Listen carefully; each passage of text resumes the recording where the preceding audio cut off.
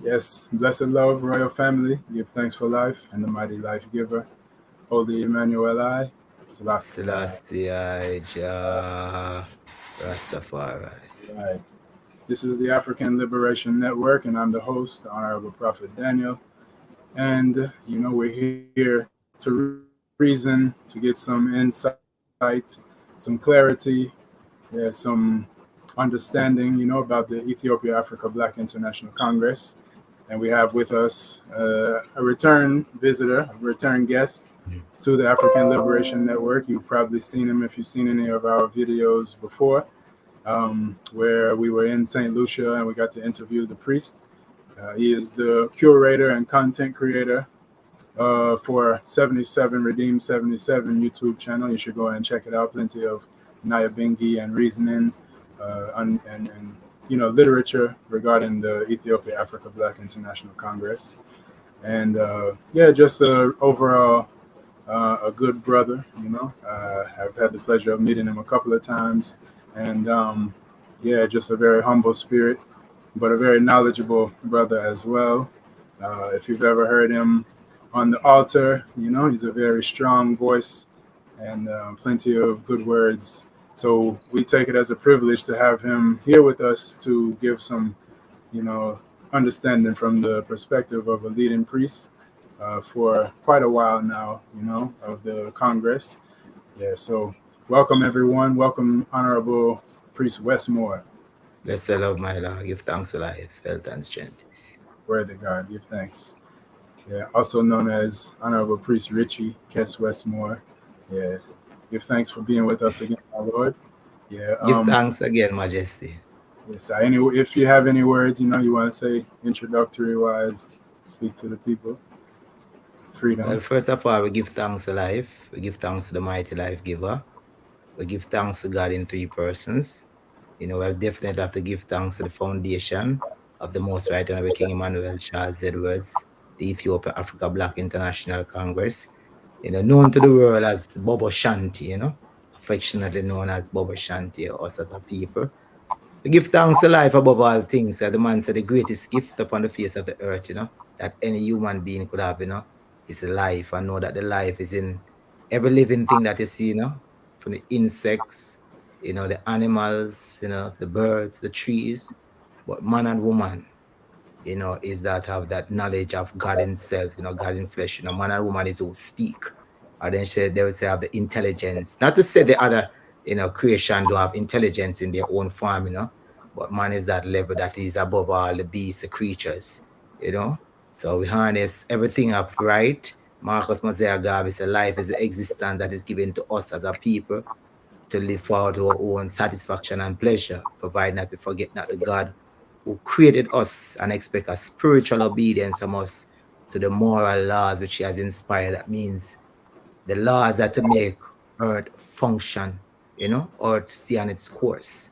So we give thanks to life, we give thanks to the aims and objectives of the Ethiopia Africa Black International Congress, which freedom, redemption, and international repatriation, as Marcus Mosiah Garvey say, none but ourselves can free our minds, it's freedom. We have to know ourselves first, and redemption, that means that we have to redeem ourselves, find, wash off the ways that is not ours. Day by day we find out what is not ours, we let it go, and then we look for that international repatriation where it's best for every man to sit under their own vine and fig tree.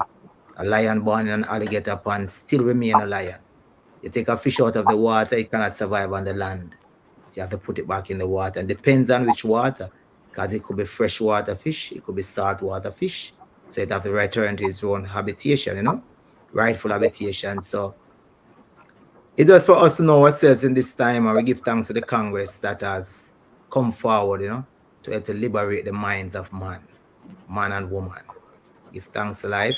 And we're going to have a upful reason, so we don't want to take too much of the time in the introduction, because, it's reason or reason, to ourselves, to our right. Give thanks to life. Bless the Lord. Honorable. And glorify, because, July 23rd coming up, it's the earth strong of our divine majesty, Emperor Haile Selassie.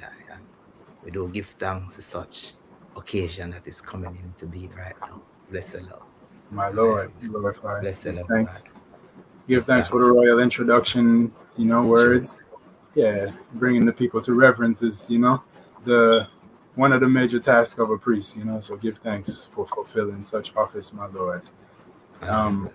I would like to begin tonight's reasoning as we, the intention really is to talk about the Trinity of the Ethiopia Africa Black International Congress, being the prophet, Honorable Marcus Mosiah Garvey, the priest, Honorable King Emmanuel Charles Edwards, and the King, Emperor Haile Selassie I. And even the Queen, same way. We see the King and Queen as one monarch of Ethiopia.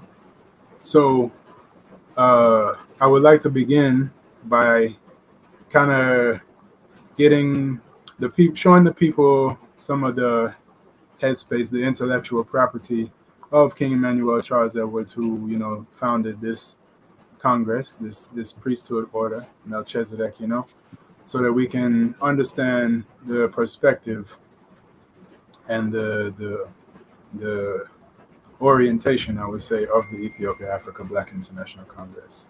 Yes, so I'm going to read a little from the Black Supremacy book. Yes, this is the book that King Emmanuel Charles Edwards Can't wrote, get mine.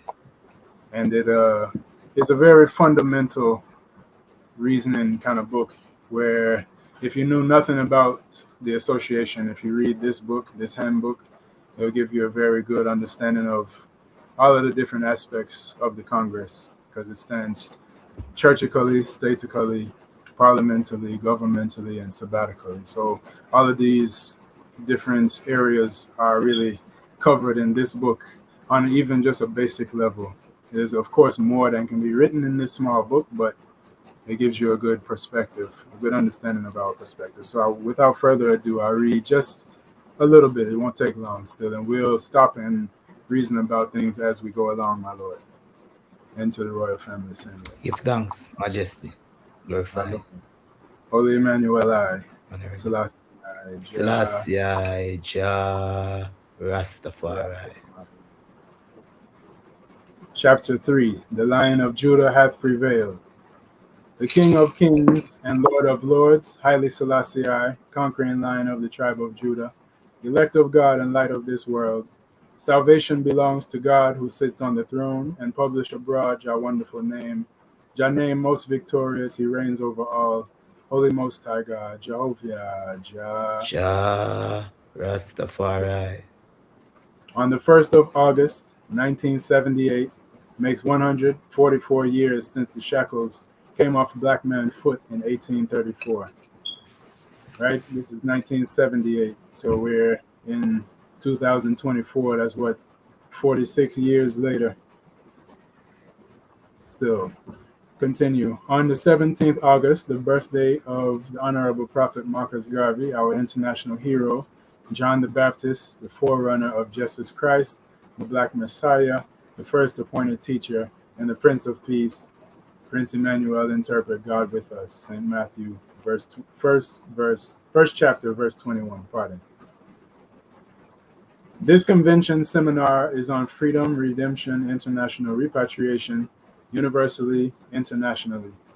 This Congress stands to land every man and woman under his or her own vine and fig tree, Black Jerusalem, Black Ethiopia, Africa for the Black son and daughter, those at home and us abroad. Come one, come all to this international call of Black supremacy in righteousness of salvation and redemption. Haile Selassie I said that a man has to accept the Bible and its great message, or he cannot hope for salvation in this time.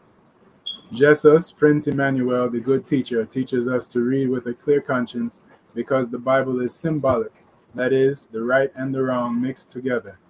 The understanding is to hold the right and let go the wrong. The right is for the house of Israel and the wrong is for the evil world. The prophet Marcus Garvey says we, the Black people, must express ourselves with good words and read good books like the Gospel of St. John. Remember the Sabbath day, 6-day work and 7th-day rest from 6 p.m. Friday evening until 6 p.m. Saturday evening. No work on the Sabbath. We cannot go to Zion without salvation. No man go to the Father but by Jesus the Son, the door, the way, the truth, and the life, the Lord of the Sabbath, Holy Emmanuel, I, Selassie, I. Selassie, Yeah, Jah, Rastafari. a little bit more I read and then we'll pause and reason. True, All man. are invited to this Nyabingi chanting from Daniel Band, the number one band in the land. Salvation order from Jesus Christ. Hymn book and Bible waste and songs of praises we will ever give to our God and King in flesh. Human rights is right. Freedom of speech, freedom of movement, freedom of traveling. Rum is a thing that cut the heartstring, and yet it is legalized and licensed. Therefore, herbs should be legalized and licensed and freed also in the law of equality and justice, and not the law of injustice. The first world of all people was the world of equality and justice before the unjust world take over. Through human rights internationally, peace and love, freedom of speech, freedom of expression, Articles 1 through 15, all the brethren in Zion Hill know that is right we are dealing to go to Africa. Only right can stand. For righteousness is mightier than sin. The black God liveth, the black Christ liveth. Only divine people is on the hill. All who cannot born again have to leave off the hill. Theocratic government, righteous kingdom, King of Salem, His Majesty the King, united black sovereign nation. The Ethiopia Africa International Congress, the people above all organization, we stand governmental, churchical, statical, and parliamental at Bull Bay, 10 miles, Bull Bay, St. Andrew. This government stand at home and abroad internationally, universally. This Congress stand foundationally through human rights and United Nations, internationally, universally for human justice, fundamental freedom of equality, and international repatriation under our own vine and fig tree through this Jamaican government. Most High, Selassie, Jah. Jah, Rastafari. Yes, royal family. So as I said, that's like the fundamental doctrine, principle of the Ethiopia Africa Black International Congress. A lot of that is expressed there. He referenced himself as Jesus, the Son, the Lord of the Sabbath. He referenced the Honorable Prophet Marcus Mosiah Garvey as John the Baptist and the forerunner of Christ. And he also referenced his Imperial Majesty Emperor Haile Selassie, which is our Trinity. So I would like to, open up the reasoning now, to where we can just start with um, Marcus Mosiah Garvey as John the Baptist. Um, the Ethiopia Africa Black International Congress is really the only place where you would hear such reasoning. There's other Rastafari who acknowledge Marcus Garvey as a leader and someone who had woke up the people and everything like that, but none of them see him as John the Baptist. So, Honorable Priest Wesmore, I would love it if I could give us some insights, speaking to someone who may not know anything about why Marcus Garvey would be a biblical figure. Kind of help us understand why. And, this is helping us to understand the thought process and the intention of King Emmanuel Charles Edwards. My Lord. Give thanks. Glorify, glory be to our Father, and to the Son, to the Holy One of creation. As Jah was in the beginning, is now, never shall be, Jehovah without end. Selassie, Jah.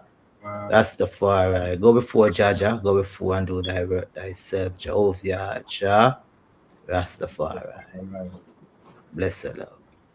Give thanks to life, Give thanks for the keepers of life, Give thanks this man, Marcus Mosiah Garvey,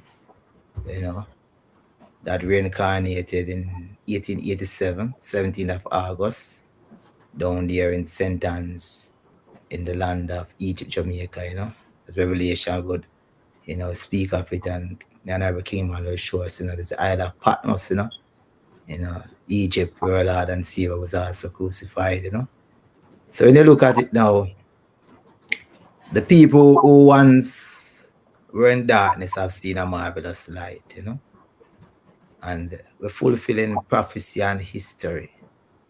Now we are biblical people. Some people might not regard the Bible, but how a true prophet? One who pardon me, prophesy, and then the prophecy come to pass. Says a true prophet. We were lost, we were found. You understand? It says, when you read the biblical book, it says, it was a burning and a shining light, and we were willing for a season to rejoice in such light. Still, it says, he's not the light, but he come to bear witness of the greater light, right? So it says in the biblical book again, it will show us he must decrease and this man must increase. There were disciples that were following John the Baptist at that time. And because of him pointing to who the Lamb of God is, they followed. Now, when you look at it now, biblical history now, because, if we go back again, before we even point where Marcus Messiah Garvey in our time and shows that he's a John the Baptist. Remember when the man was born, his mother wanted to call him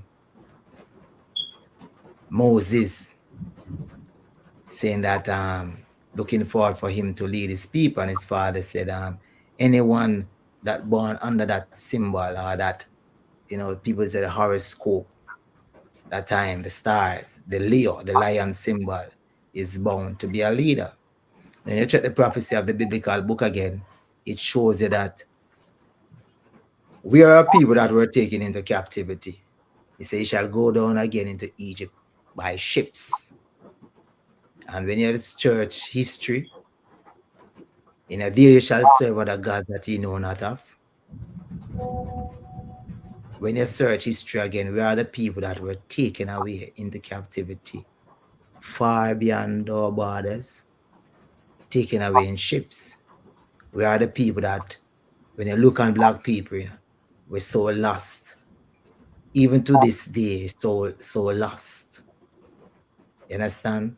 Because if you look at the Chinamen, they come down, and they still remain loyal to their God that they praise. The Indians also, the Hindus, So we are the people now that we're out of ourselves, eating, drinking.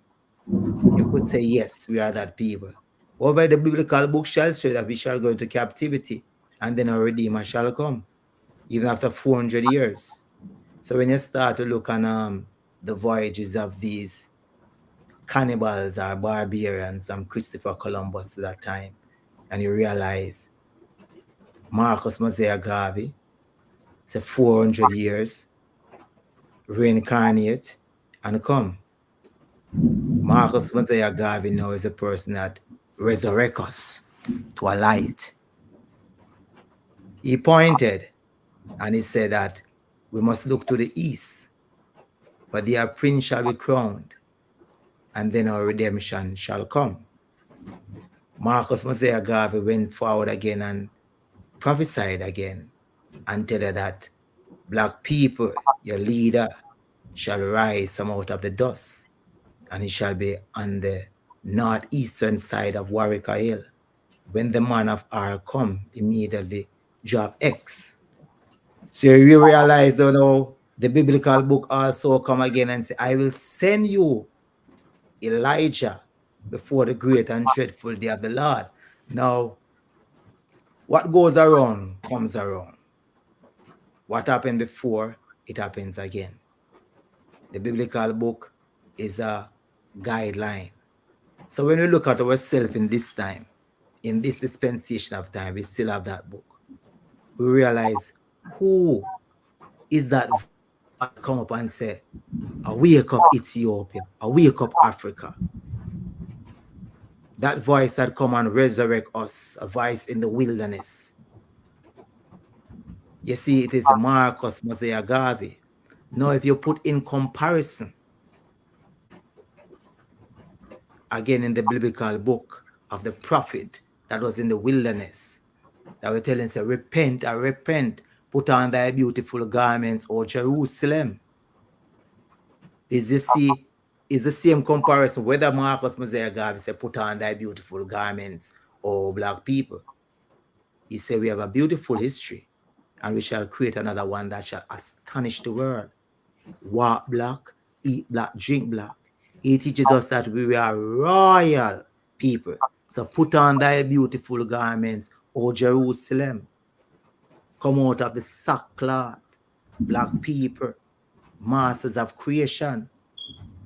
Rise, look to the east, look to your homeland.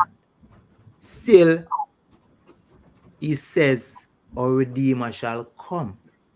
Now, there are many prophecies, things that happen in Jamaica, that with Marcus Mosiah Garvey to show you that he's a true prophet. But we're speaking about the John the Baptist, that he has come in our life, in our Trinity. So with all these awakening, the one that come and point us back to ourselves is like freedom.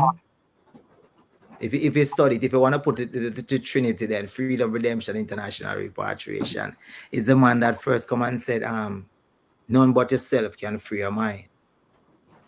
Now, when you look at the prophecy again, because as I was speaking to someone, this strong, and remember, they ask Christ in the biblical book who they say John was. He said it's Isaiah, right? Meaning Elijah. Now, is the same Elijah, the spirit of Elijah, but you're talking to this man as John the Baptist. Then you say, of all the prophets ever born, there was none like to the womb of a woman as John. And then every King Emmanuel come and even declare it again. Of all the prophets, there's none like Marcus, Mosiah, Garvey. God never leave us comfortless. So in the beginning, so shall it be in the end. All did not fulfill, and all has not fulfilled. So some people will say Micah 4 or Malachi was speaking of John the Baptist to Christ in that dispensation of time. If all was fulfilled, we wouldn't still have the book. So Marcus Mosiah Garvey as John the Baptist has come to us again, not just to the people in Jamaica, but to black people on a whole that were lost, black people in Africa. If you listen to the words of Marcus Mosiah Garvey, he shall leave behind, the history that shall show of our enslavers. He said, one Garvey gone, a million Garvey shall come. Look for me in the storm, look for me in the whirlwind. The liberator, because he's the forerunner that comes. He's creating Christ, and Christ is created. But when I say creating Christ, I mean he's making the entrance, or opening the entrance for Christ to come in the picture. The Redeemer. Marcus Mosiah Garvey is a liberator for the consciousness of the African people. When you look at Dr. Kwame Nkrumah, we have to speak of Dr. Kwame Nkrumah, who said he read the philosophy and opinions of Marcus Mosiah Garvey. So therefore, again, he has become a forerunner in the redemption of Africa and African's people. John the Baptist was a forerunner, and is a forerunner from that time of the people also. So Marcus Mosiah Garvey has put it, because people speak of a Trinity out there. They might say Father, Son, and they say the Holy Ghost, right? And we could say Father, Son, and the Holy One, prophet, priest, and king, because without the prophet, there'd be no vision. Without the prophet, there'd be no vision. So Marcus Mosiah Garvey come give us that vision. So we could declare and say, yes, if there's a Trinity, the biblical book, this man has earned every stripe, every badge, every honor to show that he's resurrected. John the Baptist was come. Now, no matter the other foundations you hear out there, whether they have a documentation of the redemption of the people, it's Marcus Mosiah Garvey that still resurrect them towards their liberation that they have. Whether any groups you see out there, when I'm speaking groups, we're not just speaking about the foundation of Bobo Shanti, we're speaking the other groups. You have the Black Panther movements, you have the Nation of Islam, all of these people that are out there right now, all Pan-Africanists that form groups for the redemption of the people, because they speak of the redemption of the people. It's true Marcus Mosiah Garvey. So he has set the stage. He has become that voice. His voice is the same John the Baptist in the wilderness, the same Elijah. And that's why we could point to him and say, yes, Marcus Mosiah Garvey is the John the Baptist. And to us as Rastafari people, he is the John the Baptist. Whether some people you have some Rastaman, they might not see him as a Trinity. Since you have Rastaman says just Haile Selassie alone. You understand?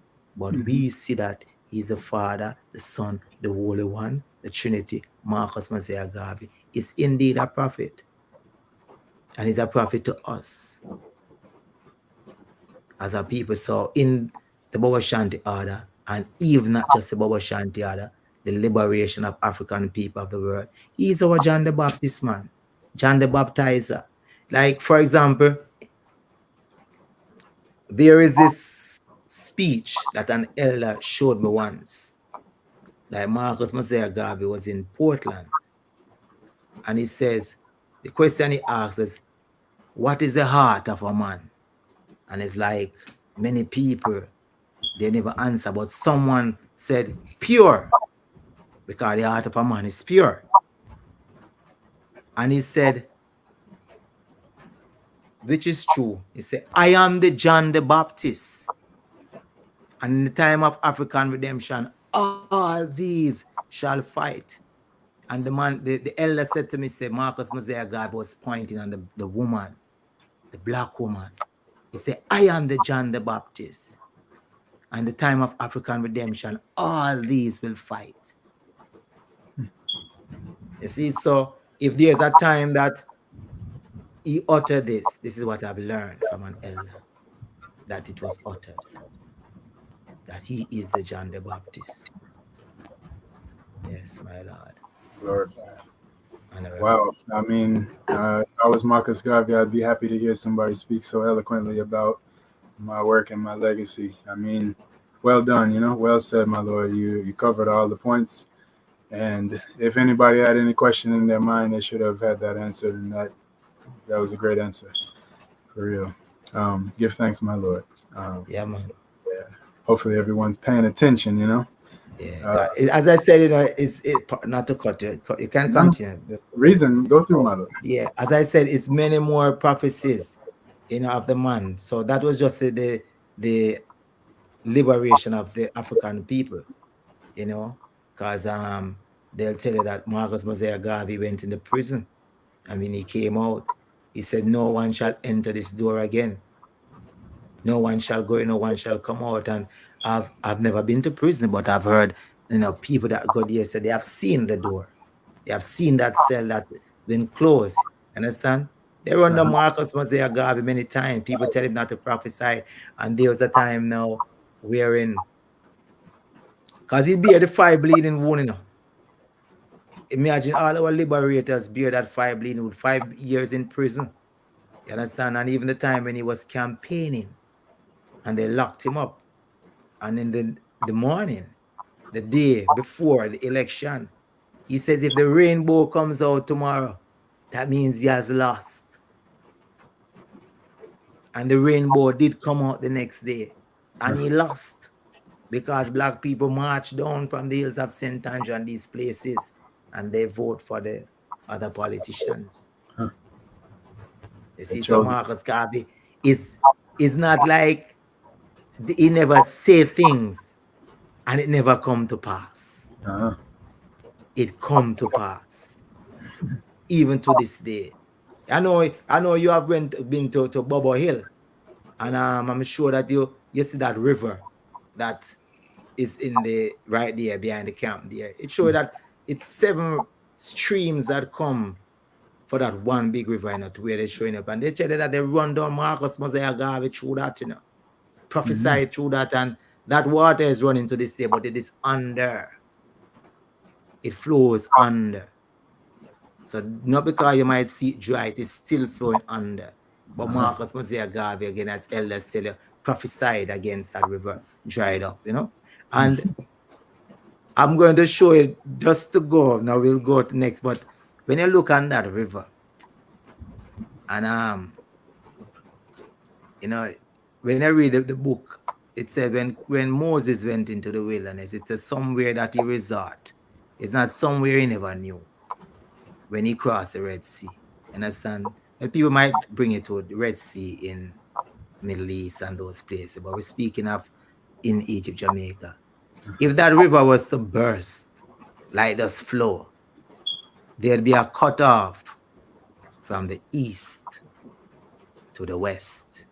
So those coming over from the west, like Kingston and those places, you couldn't come across. But the river was dried up. So you went over on dry land. If you study the prophecy again. Yes, sir. Give thanks, my Lord. Yes, love. Yeah, so give thanks, for that good explanation, good clarity on Marcus Mosiah Garvey. And I would ask now, all right, King Emmanuel, Charles Edwards is the one who showed the rest of, the Rastafari and even us who are now coming to Rastafari that Marcus Mosiah Garvey was John the Baptist. Do you know anything about King Emmanuel, as he was called, Prince Emmanuel, Bongo Eddie, what his relations is to Marcus Garvey, being that they were both in Jamaica, even, once Marcus Garvey got deported from America, did King Emmanuel, or, whatever he was called at that time, did he know Marcus Garvey? Did he work with, or what, did they have any kind of relationship whatsoever? The Honorable King Emmanuel Charles Edwards have knowledge with Marcus Mosiah Garvey, great knowledge, And if you study the biblical book again, it says anywhere John the Baptist reincarnated, Christ is there also. And in the biblical book calls them the first cousins, Okay. And when you look at it in St. Anne's and St. Elizabeth, is two female names that anyway. However, as it showed that King Emmanuel Charles Edwards used to go a lot of Marcus Mosiah Garvey meetings. Okay. You understand? So if you want to study it again, John the Baptist was always prophesying, and the Lamb of God was always there also. The Lamb of God come there, So the Honorable King Emmanuel Charles Edwards, as he tell the elders, and the elders would always speak, if this one stands significant out of all of them, is that he was at Ward. Ward Theatre was where a lot of Marcus Mosiah Garvey meetings were held also at Ward. He said he was at Ward, and Marcus Mosiah Garvey gave him the red, black, and green in his hand. So Marcus Mosiah Garvey was at the door, and he put into his hand the red, black, and green banner. So it's the same thing again, say, I must decrease and he must increase, because one is coming after him whose latchet of his standards is not worthy to stoop down and unlatch. So it's like the power is handed over to this man to carry on the works of him, Marcus Mosiah Garvey. That is why even one politician did say King Emmanuel Charles Edwards is the second Marcus Garvey in the country. And Honorable King Emmanuel Charles Edwards always state that he comes to seal up Marcus Mosiah Garvey works. Right? So that gathering that Marcus Mosiah Garvey, the John the Baptist is on, he come now to seal it up. So it's so in far detail that you look at it and say, people would say Christ, come for the redemption of his people. And yes, Christ come for the redemption of his people. Now, Christ in our time is saying that he come to seal up the works of Marcus Mosiah Garvey. That's a thing you have to look on that. He come to seal up his work. It's like he's the man that come to seal up this man work. So still is Christ's work, but Christ is saying like, is this man work? And I come to seal up this man work. When you look on the whole fullness of that, you understand?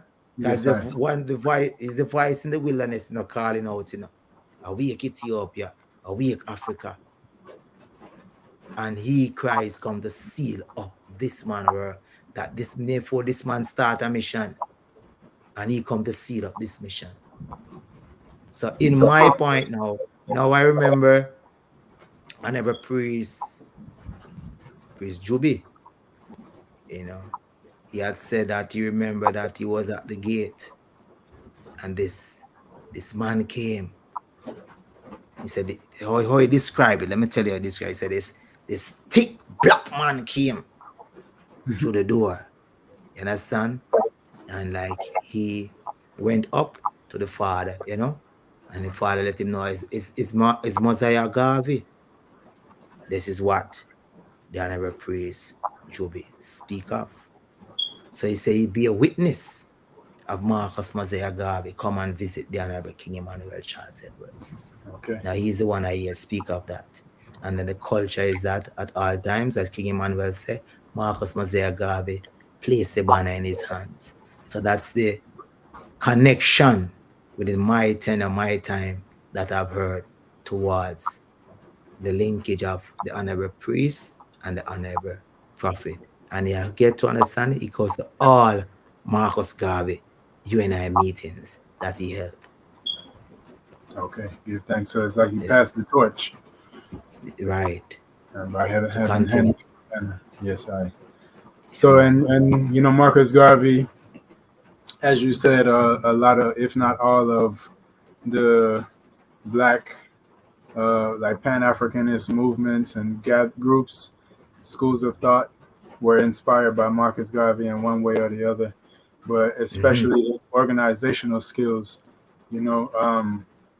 but also his philosophies and opinions. But what made the UNIA grow so much internationally is because it was well organized, and everybody had purpose and like say a position. So when you join such an organization that has that kind of structure, your talents, your skills, or even just your energy, even if you don't have too much talent and skills, you still have something you can give to the organization, the association. So it's either you're donating or you're working directly for the association. Because, I would advise, anybody who wants to understand Marcus Garvey better to read Message to the People, the book that he wrote to the people, and you can really see into his mind and see how, what he was thinking and how he organized his association. And like, for instance, the fact that anybody who is black anywhere in the world is automatically a member of the UNIA. Yeah, but in order to be like an active member, you just have to pay dues, and you're a member. Say like you can be a part of the meetings and all of that stuff. But just by being black, you're a member. But if you actually join officially, then you can, have like a position and be a part of what's going on.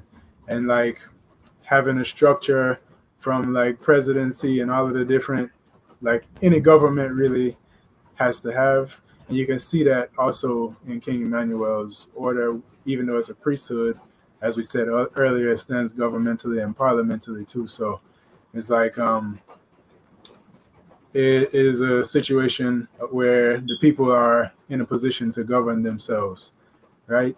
So now I would like to kind of shift the conversation, the attention from Marcus Garvey now onto King Emmanuel, and just kind of get some understanding as far as, all right, so we know him as Melchizedek, which is the king of Salem, the king of righteousness, and that Bobo Hill is, as the Black Supremacy book, he said, anybody that can't born again would have to leave off of the hill because it's a theocratic government, a righteous government.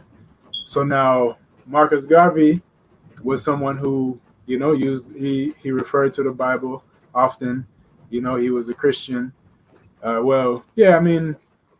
yeah, he would identify himself as a Christian. We would see him as a Christ still, but as far as his church and everything like that, he went to a Catholic church, but he used the Bible and he understood the Christ, and he said Christ is black. And so both of these people are, say, Bible oriented when it comes to their spirituality and their, so-called, like, well, like their church and all of that stuff is based on the Bible.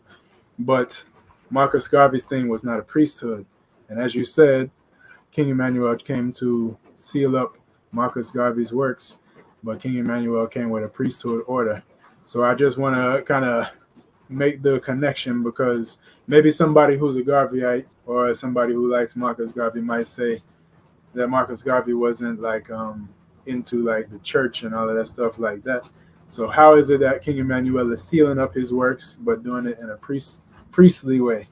And just kind of highlight the significance of King Emmanuel being the Christ. And I know you can get what I'm saying and kind of steer the conversation where you say, so it can give some clarity to those various points that I brought up. Give But thanks. okay. It is. It's a good thing that you bring that up, because it was a conversation that today is Sunday. Within the past strong, it came up. The same thing that some people were speaking of. The two brethren were speaking of, and they were talking about the whole Marcus Mosiah Garvey there and Christianity. And the fact was that the Christianity or certain thing that Marcus Garvey was speaking of is not of the Western world, of how they might view certain things. And they were talking about same thing they were speaking about Marcus Mosiah Garvey and the whole Catholic thing and all of these things. But when you study Marcus Mosiah Garvey works, and we're gonna go to the Honorable King Emmanuel Charles Edwards, it is far beyond the religions that Black people find themselves in. They have found themselves under certain guise, certain religion, and that's where they find themselves. And he come now and give them a different teachings, not really a different teaching, but a more eye opener than where the religions stick them to be. You understand? Giving them a more definition, a more awakening of the man that they say they are serving, Christ. To see the Christ in a different form and stop seeing him white or the other forms that they put him in. You understand? Or the God that you can't see then, right? So Marcus Mosiah Garvey, as you said, read the messages to the people. As Marcus Mosiah Garvey said, Black people must have their own spirituality, different than all of those that we find ourselves under, because it's a redemption of Black people we're talking about. Yes. So you see all the things that keep us within slavery as a people. As I say again, even one drip of Black blood in your physical structure, you own yourself as an African, Yes, sir. And as you mentioned there, anyone is a UNI member, and the Honorable King Emmanuel Charles Edwards teaches that all of us is Bobo Shanti as Black people, you understand? But we know the administrative role of the Congress of the Kingdom. So when you look at all of these things that Marcus Mosiah Garvey speak of about the liberation, right? Now the liberation of Africa is creating the God in flesh, creating a Christ in flesh. So you see the Honorable King Emmanuel Charles Edwards now, he come with both the churchical part and the governmental part of Marcus Mosiah Garvey, what he's speaking of, and bringing us and giving us a light then to what the Honorable Marcus Mosiah Garvey is speaking of. The churchical part, the statical part. If you observe again, as he took the banner from Marcus Mosiah Garvey, which is the statical part, and he already established the churchical part as he's the priest, right? So the Honorable King Emmanuel Charles Edwards now is the man that not just we might revere him and people might look up to him as the Christ. And he established, he said, I am the Christ, I am the Black Christ. And then as the teachings evolve and go, because that's the first teaching us as a people, right? The Christ that we're speaking of are the Christ. We must not ever look out of ourselves for the Christ, because Christ is the liberty that brings us to our God self. Honorable King Emmanuel Charles Edwards teaches us as a people that every black man you see out there is Christ. And every black child that is born is Mary. He said they are killing Christ and Mary daily, because Mary is the purity of the black woman. Christ is the purity, the God liberty of the black man. So he comes to elevate and teach us the teachings and the principles of Christ to make we as Christ in ourselves. Speaking of the Christ, a question was asked to His Majesty Emperor Haile Selassie. I said, how do you feel when you look at it, a man is Christ? And he said, from that man is doing the will of Christ and he is Christ. So the Honorable King Emmanuel Charles, because remember, we have to look at it again that we are people that were lost. 400 years of slavery, come down here in the Western world, forget about ourselves. Marcus Mosiah Garvey teaches us that we are kings, we are queens, we are gods and goddesses. The Honorable King Emmanuel Charles Edwards, as the Black Christ in flesh, come again and teaches us that we are the Christ, we are the people. It was a whole priesthood nation. That is all who we were. So he created a foundation now to teach us back of ourselves, to offer praises unto the Almighty. Not just in the tabernacle, but wherever we might find ourselves. Because remember, when touching the biblical book, when Christ was going and he saw the woman at the well, and she was telling that Jerusalem is the place to go and worship, and he said, the time is come. When you're in Jerusalem, but you have to praise God where you are, you understand? Yes. So the Honorable King Emmanuel Charles Edwards come and establish that now. So each points out and tell you that, yeah, Marcus Mosiah Garvey is the John the Baptist. Now what the Honorable King Emmanuel Charles Edwards teaches us that we must read good books, like the Gospel of John, the Philosophy and Opinions of Marcus Mosiah Garvey, and other great books also. Right? So a theocratical government, that means it's ruled by God and governed by priests. So it's not just a foundation that is just a churchical foundation, or it's just a place wherein yes, it's continual worship. I must address that. It's a place of prayer where prayer is always praying. It's a house of prayer, because everything that you do upon the foundation is prayer. You opening a door, you lighting the fire for the morning, is prayer. You go in the storeroom, is prayer. You're going into the well, the tank to get water, is prayer. You're going out the foundation, is prayer. You're going in the foundation, is prayer. You're going in the tabernacle, is prayer. You enter the tabernacle, is prayer. You're coming out the tabernacle, is prayer. You come outside of the tabernacle, is prayer. Is a house of prayer where we pray and see. There's a place where angels sing, ceaseless praise unto the King. However, is a place the Honorable King Emmanuel Charles Edwards now, because remember, Christ a man of prayer unceasing. So he have to teach us of ourselves. And being the ensample, being the Christ in himself who find himself. Because remember what he said. The voice came and said to him, say, you are the Christ. Remember, check his interview.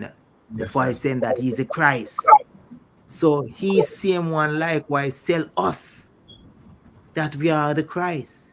Now people are living in a world out there because of the illusion of the world that teaches us that we are not Christ. And it's like, if you teach a person right now in this day and age, because you still have many people, you should say, only that teaching of Christ they want to hear. Only what the Bible said they want to hear. And they'll say, did Christ say that? If you tell them something, this, that, where in the Bible is that written? You understand? Mm-hmm. So the Honorable King Emmanuel Charles Edwards say, it's time now for black man to own himself as God in flesh. Him said the black supremacy God is in I and I, the people. So it stand out that moment of time to that moment of time and the foundation to always point us. Elders would show you that, they'll go to the Father, they'll bring the biggest fruit to the Father, and, the blessing the Father, the God in flesh, and he's asking, say, if you take care of the God inside of you, if you love the God inside of you, you understand? So it's always pointing you to yourself.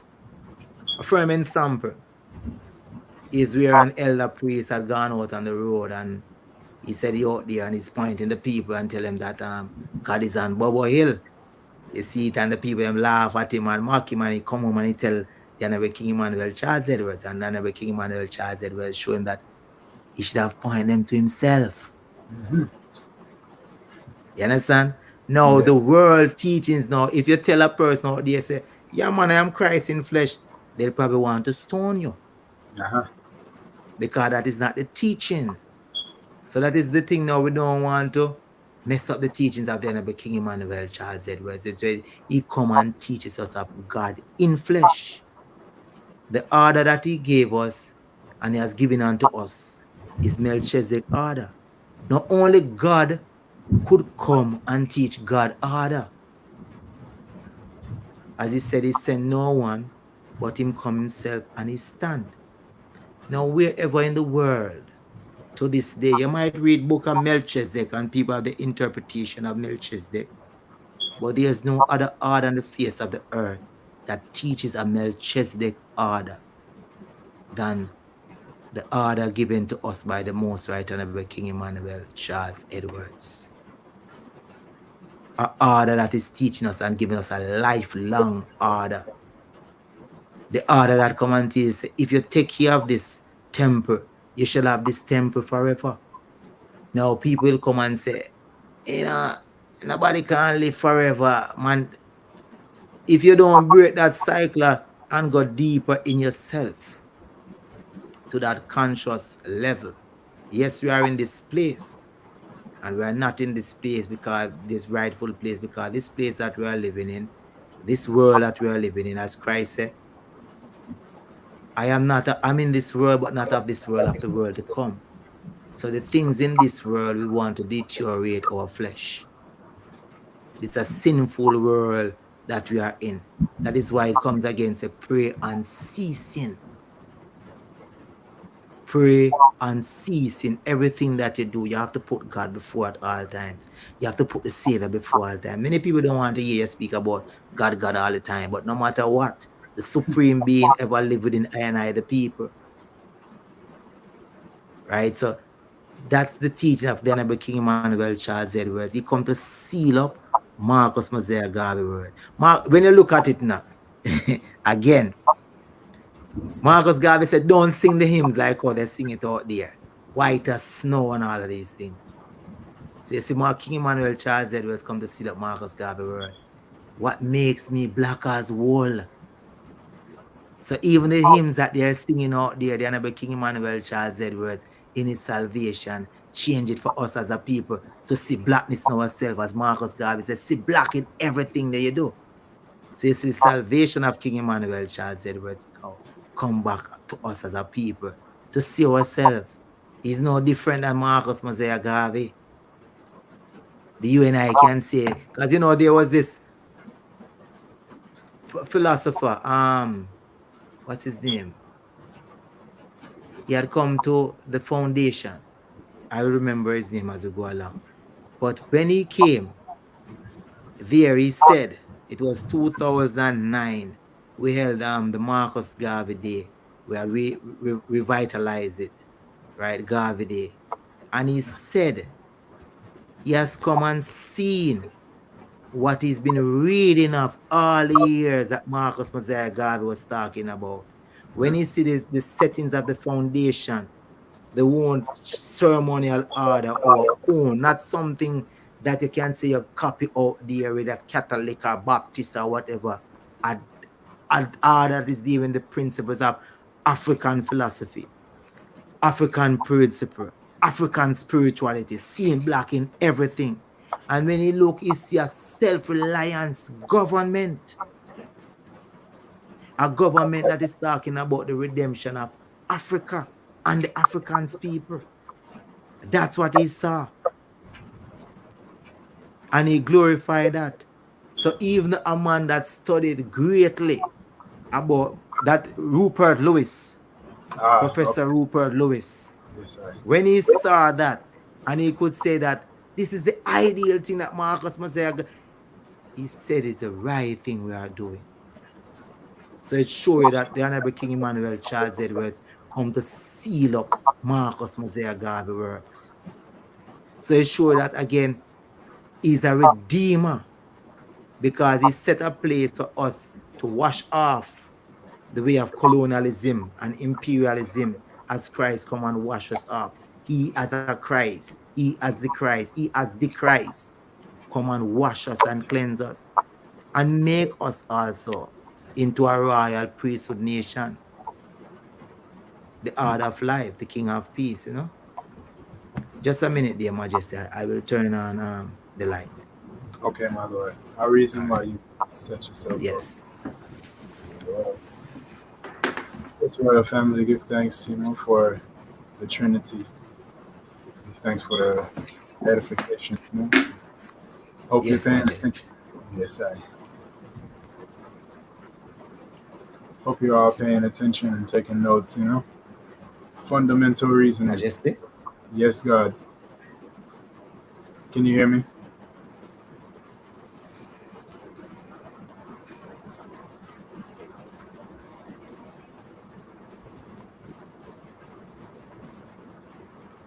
Can you hear me, priest? My Lord. Honorable. Yes, God. Can you hear me? Oh, pardon me. All right. No. I never hear. Could you kindly repeat, please? Oh no, I was just speaking to the audience more so. But you can, if were you finished, or were you gonna continue? Oh, I just sit up there a bit. I was saying now, say when you look at it now, you can see that that transport at Hanover from Marcus Mosiah Garvey to the Honorable King Emmanuel Charles Edwards, and see that he has fulfilled what Marcus Mosiah Garvey said, and his works showing that it is Marcus Mosiah Garvey works, the statical and the churchical. As Marcus Garvey speaks again, he said, no race can redeem unless it has a government of its own. You understand? Its own system of government, its own law of society. Some people might say society, but we understand what it means. That means our own principles that govern us as a nation of people. You understand? And then he teaches us apart again, like he's showing that segregation is good in a sense if we're going to separate ourselves, right, for even the enhancement of that principle, that liberty that we're living. And that was what you see the Honorable King Emmanuel Charles Edwards come and do to us as a people, right, to teach us of ourselves. We could live to a certain principle and we could go forward and live this, because Africa is far and wide. When I say far and wide. Yes. Yes, my Lord. Yeah, give thanks, my Lord. Just wanted to make that connection, to understand when King Emmanuel says that he's sealing up Marcus Garvey work, what it, how, yeah, because somebody might, without from the outside looking in, might not see the correlation, but the Ethiopia Africa Black International Church Congress has a church aspect, as you said, but it also has the self-reliant government. Parliament, and over the years has gone on fact-finding missions to Africa and has branches in different areas and things. So I mean, it has a foundation. It still, of course, has room to grow, but at least not at least, we have a strong foundation, that King Emmanuel set. So, um, I would just say, to someone who may not understand, I think what you said there really shows the connection between Marcus Garvey and King Emmanuel and what King Emmanuel did as far as creating the campground and the order itself and being fulfilling the prophecy of being Christ. And I mean, yeah, so we have John the Baptist now, and now we have Jesus, the Black Christ, who came with, there's nothing really new, so to speak, but just a better understanding of the scriptures, so that it takes God out of the sky and puts it on an internal level, and helps Black people to remember Africa and remember their nature as God and Goddess. So when Marcus Garvey said that none but ourselves can free our minds, he also said that liberate the minds of men, and ultimately you'll liberate the bodies of men, because Right. the body doesn't do what it wants to do. The body does what the brain tells it to do. True. So raising consciousness, raising awareness, self-awareness as for a people who have been made unaware of themselves, or at least the awareness that they had, that we as a people had before Marcus Garvey and before Rastafari even, was a awareness that was kind of skewed because of the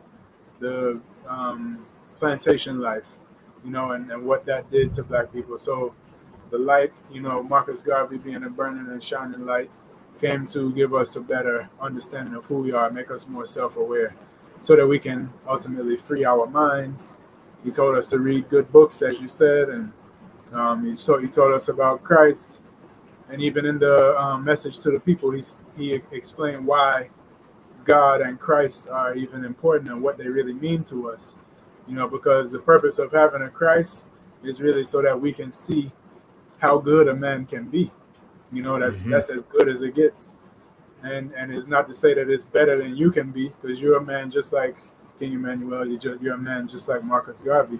So you too, if you are able to discipline yourself enough and to choose right every time, and to choose yourself and to love your Black self and seek out through your Black spectacles, then you also can be a Christ, which, as you said, that's what King Emmanuel told the brethren. He should have shown them himself. And I would say it's a lot easier to tell somebody else that they are God, to show them the God in themselves, than it is for you to tell them that, for me to say I'm God to somebody else, they're going to look at you funny.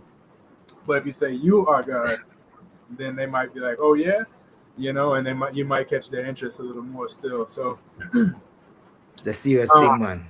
yes, and I even heard a story, which probably you have heard as well, a glory, if you will, where King Emmanuel was reasoning with some of the priests up in the camp, and asked them who is God, and they were all kind of silent for a moment, looking around like, because they all see him as the God, as Christ. They say, Holy Emmanuel, So when one of them answered and said, you, and he said, well, who are you? As a response, like, well, if I'm, like, you don't see yourself even still. So it's like, yeah, there's a level that the Western world teaching of the understanding of who God is and who Christ is a hard thing to shake.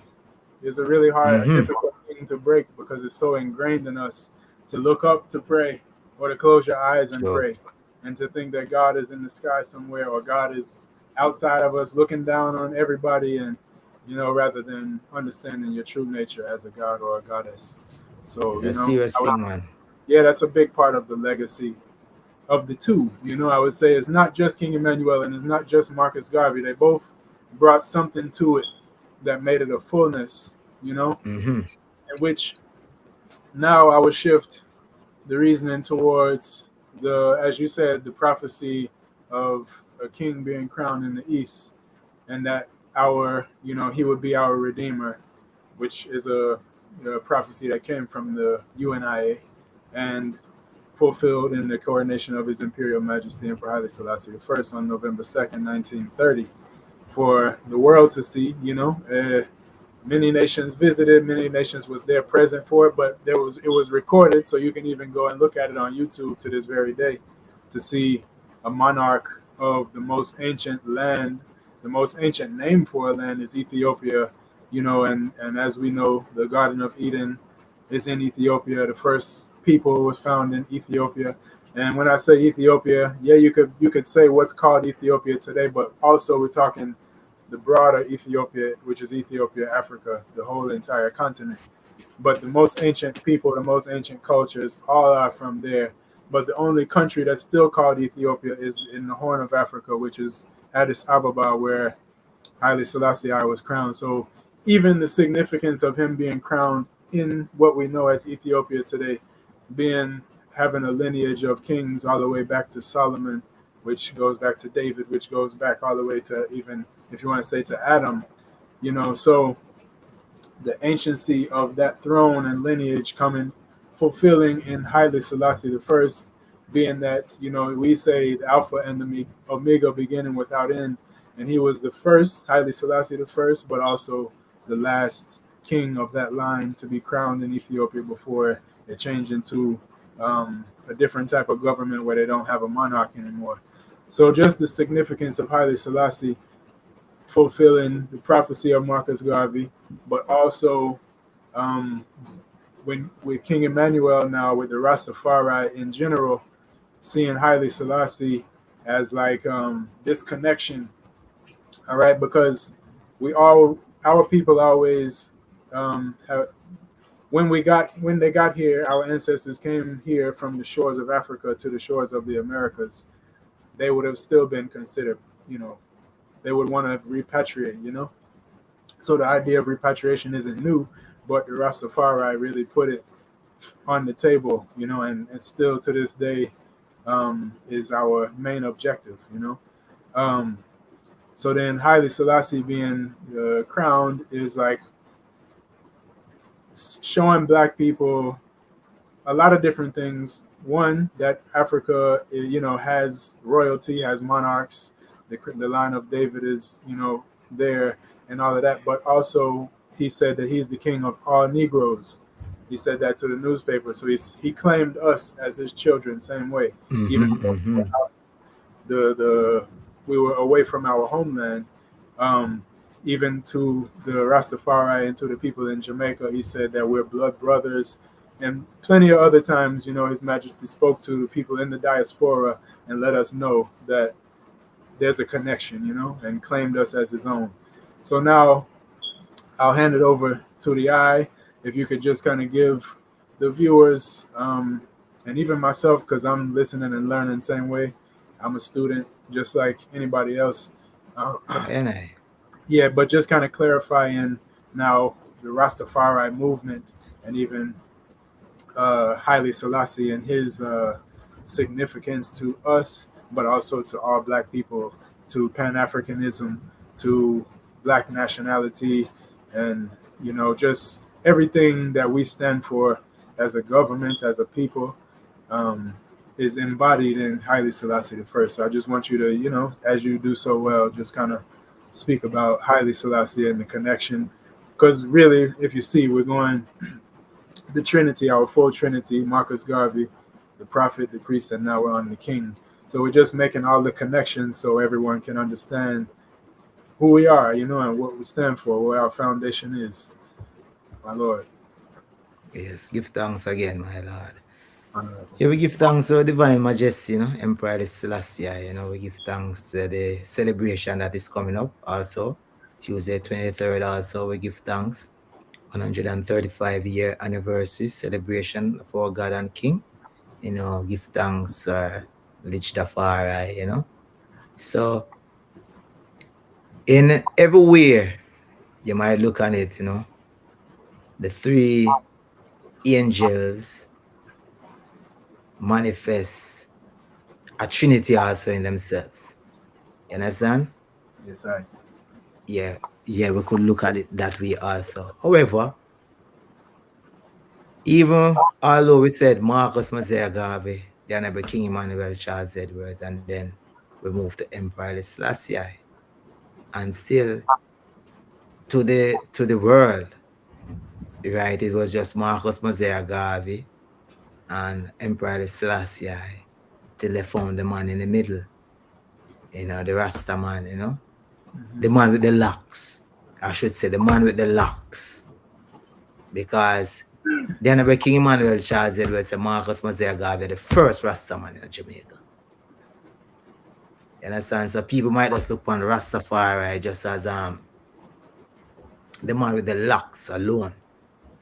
And if you study the delegation that went to Ethiopia, many of those people that went to Ethiopia, Rastafari, still never have locks. That is why Rastafari is all about the liberty, as I want to show you. The inborn concept is that liberty. Understand? So Emperor Haile Selassie is the man, redeemer again of Africa, liberator again of Africa. And the African continent and the Africans are Ethiopians, home and abroad. Now, it was 1926 when Marcus Mosiah Garvey did prophesy, and it was 1928 when His Majesty was crowned king, right?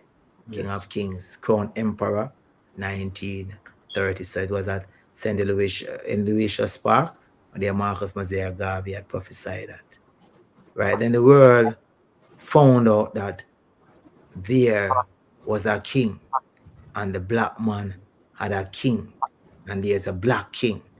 And many people of the Western world getting reports now from the continent, because remember, they block us off, we know nothing about what is going on. Our foreparents don't know nothing unless a man was lucky enough to glimpse in a newspaper and probably couldn't even read. Probably it's a long time some news coming out of Africa, but our foreparents, many of them illiterate and couldn't read.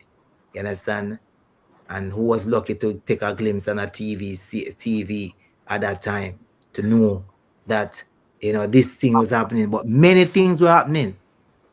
And these so-called news team in the Western world to these, the BB Blind and all of those things, they knew a lot of things. You understand? But Yes. they weren't showing these things to the Western world. So when Marcus Mosiah Garvey, as a well-read man, that is why Marcus Garvey teaches us to read, because he's a well-read man. So They he said knows 4 our hours fear. a day. He knows what is going on. The Honorable King Emmanuel Charles Edwards is a well-read man. And in his days and in his time and up till now, you understand? They have to go for newspaper every morning. Marcus Mosiah Garvey say your radio going to be a Bible in the last years. What is the Bible? The Bible gives information. It tells what is going on, what the radio does. It's news, the north, east, west, south. You understand? So it's the same thing coming on the newspaper also. And then we could have read about the great king. Then when you look at it now, after emancipation, 1834 to 1838 in the Western world, which is a trickery again, because 1834 is emancipation, but they trick the people and give the people 4 years of wage labor. That means because you never own anything on the plantation, you have to go back to your slave master. So it's like you're breaking now. You have to work for what? And they're not going to give you anything to better off yourself. 1838. 1863 in the US, but many people did not know that they were free till 1865. You understand? Emancipation again. So the rush for Africa, yes, they're taking our foreparents and out of Africa, bringing them in the Western world, some in Europe, to work and make us into slaves. They realize that now because the world was coming down on them, still practicing their barbarous practices. They had to run now to the continent, because all great riches was in the continent. So they had to go now and divided up the continent. Berlin Conference, Remember, it's not the 1400s. They divide up Africa, you know. Or the 1600 it's just the other day. It's just the other day them divide up Africa. Just the other day. So all of those things that you see going on, and all those massacres that happen, genocide and all of the, it's not like how I and I as people within the Western world could say millions of people died. From that time, they start the slave trade. And we come up to the time of emancipation, millions of people died. And we could count over 400 years of slavery. Millions of people die in Africa. Not 400 years. Not 200 years.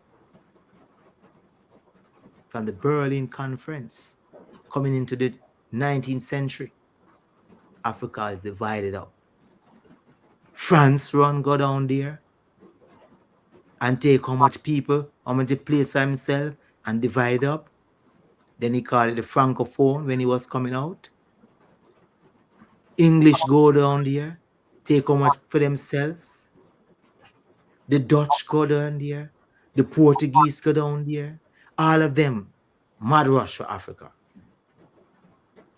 America said they give Liberia free way down in there, right? Okay. His Majesty come on the scene as a liberator,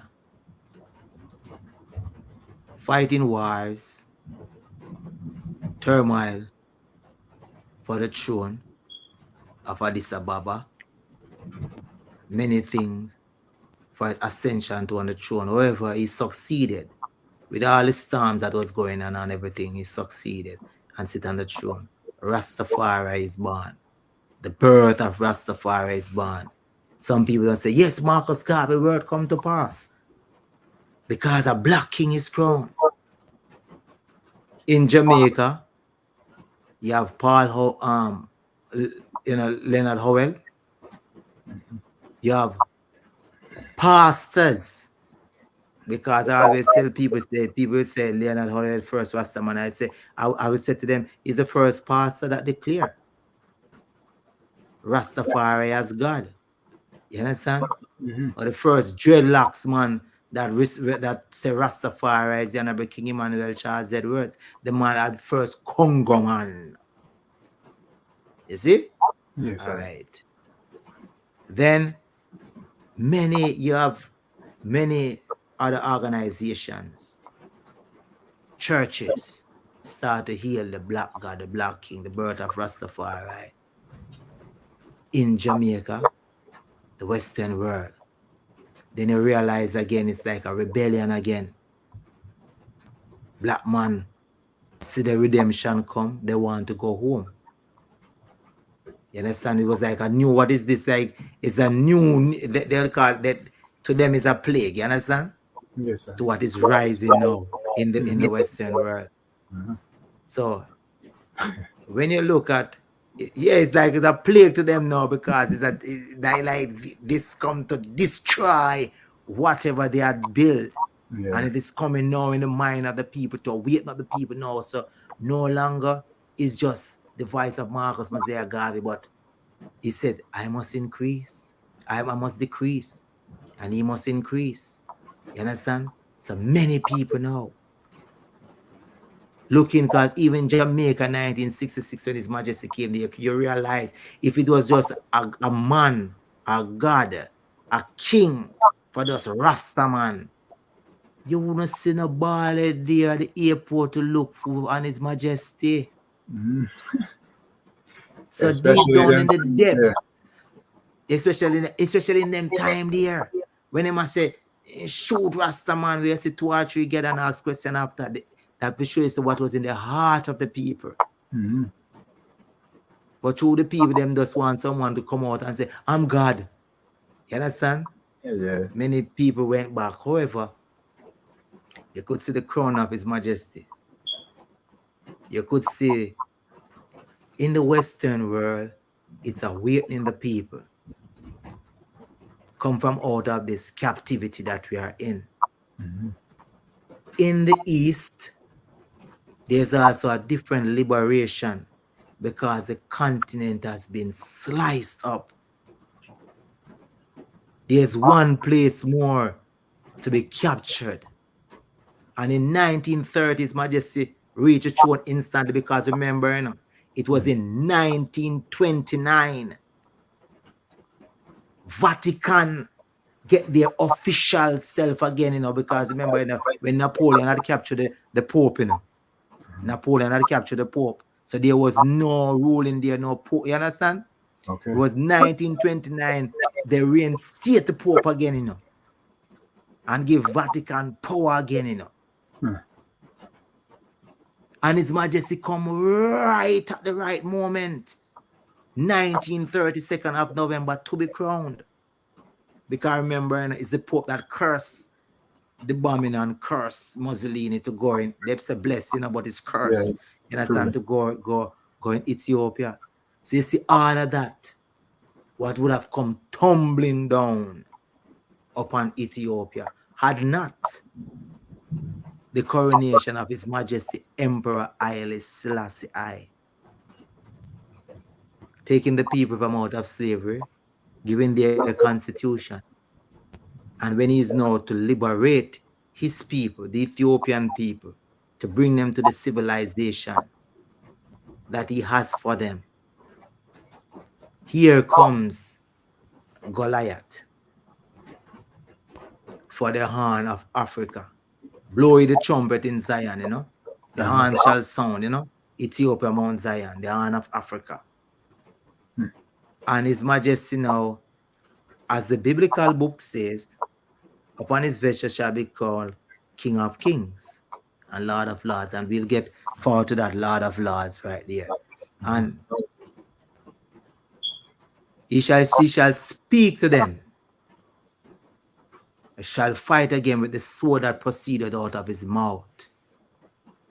People think it's this illusion thing where they have something draw, because that is what they want to show the children and people, like someone going to come and a sword going to proceed out of their mouth, this illusion thing. It's word, sound, and power.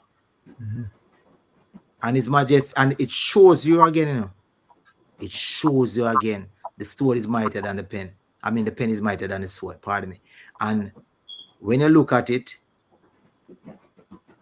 we don't make weapons, as King Emmanuel Charles Edwards said. We say, it don't make sense. We take up guns and begin to fight against them. It's they make that. If they want to withhold it from you, they can withhold it from you, because it's they make it. So you see what they did with His Majesty, gun embargo, they place upon him and all of these things. They couldn't have any modernized weapons to fight these big forces.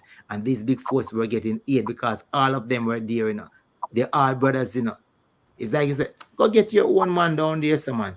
They pretend like they are not with them, because they wouldn't mind if they could themselves get Ethiopia,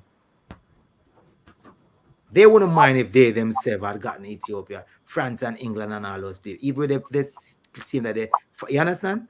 All of them wanted Ethiopia. And when you see His Majesty now stand up and go to the League of Nations, and this is how we're going to show how great His Majesty is, and the book and the prophecy, all eyes shall see him, all those who pierce him, and all eyes shall see him. And he went there and he pleaded for his people. Spent 5 years again in exile. It's like 5 bleeding wounds away from his people. When you're away from your people, it's like you're away from your child. You're not in prison, but your child is your children. So Ethiopia is his children, is his people, away from them. He didn't even want to leave. He didn't even want to leave. Look at those rulers that were fighting in the world war. You see any of them on the battlefield?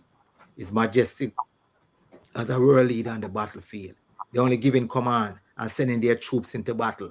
His Majesty go into battle as David, who is this uncircumcised Philistine, and they're in battle. And they have to beg him, go. He never wanted to leave, but he realized, and he went, and he spoke to them. And then they have even, you see, from 1948 the Universal Declaration of Human Rights. You understand? His Majesty able to spearhead that also. You understand? Because of the atrocities, His Majesty came forward and he modernized Ethiopia. Then you realize that 1950 and 7, Ghana was the first country to get itself from out of the clutches of Britain, right? And then by the time 1961 came, it was around 7 or 8 African states already, 5 to 8, that had already gotten their independence. So you notice that His Majesty, even Kennedy spoke of it. So when His Majesty came there 10 years before, already, a decade ago, until the return, over 22 African states have gotten their freedom, more than 22. So His Majesty become that liberator. Now what I have to show people is this. And you have to look on it, even people in the Western world. And many times I hear people that don't know anything about His Majesty and they'll speak against His Majesty. I say, how quickly they forget, how quickly people forget, or they don't know the history. If it wasn't for His Majesty Emperor Haile Selassie I, probably you and I couldn't even speak of Africa today. If it was so for the evil world to get their plan in motion, in action to what they wanted, who to tell where would we be? But the last hope, the light of the world, Emperor Haile Selassie I, stood up and fight against the fascist regime. And even black people in the Western world, even people in the United States, there are many Africans that wanted to go and fight in the war, right? Black Yes. people in Jamaica, these places, Trinidad, were also agitating for the freedom of Africa at that time. So when you look at it now, His Majesty Emperor Haile Selassie I, 1963, the Organization of African Unity. So he's bringing the black people together, bringing the African state together. 1966 was the magnificent year out of all. And with the prophecy say again, after coming from the slaughter of kings, because all thrones were cast on, everything was cast on now. The final work has been completed.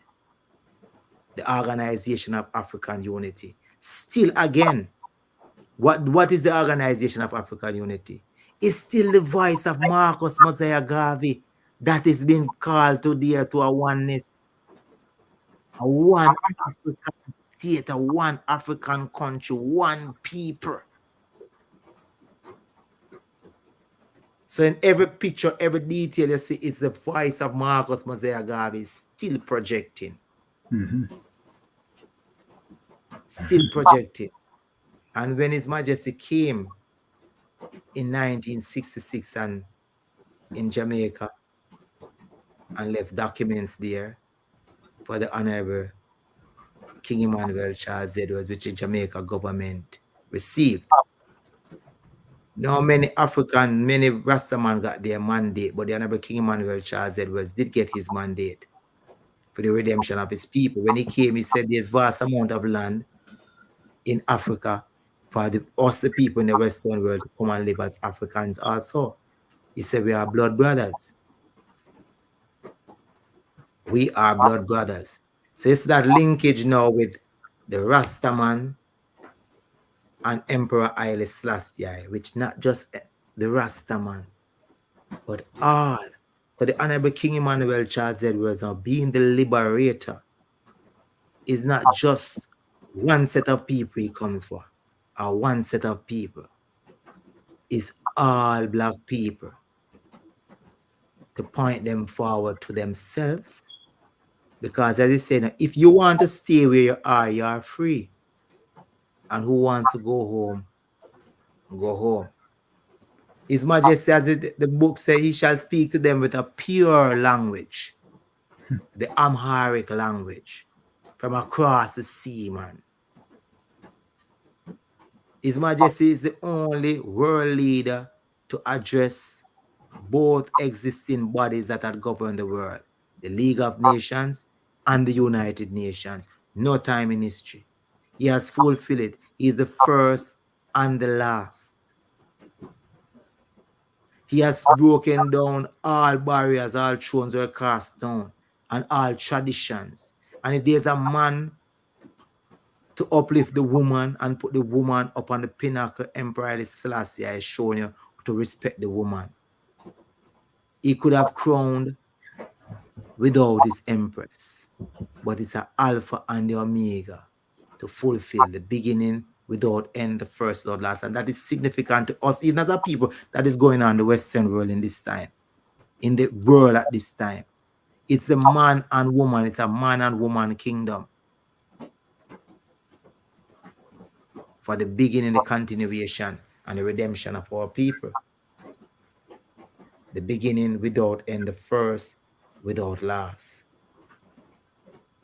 So His Majesty come forward and he showed that until the philosophy which all one race superior. So if you look on that those words, especially in just that few lines there, until the philosophy which owes one race superior than another inferior is finally and permanently discredited and abandoned, until they are no longer first class or second class citizens of any nation.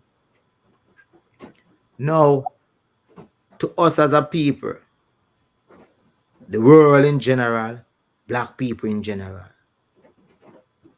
the works that Marcus Mosiah Garvey has done, the works that Emperor Haile Selassie has done, and especially in Jamaica, the works that the Honorable King Emmanuel Charles Edwards has done and put through for the redemption of us people. Take His Majesty out of that picture. Take King Emmanuel Charles Edwards out of that picture. Take Marcus Mosiah Garvey out of that picture. And look at the picture now.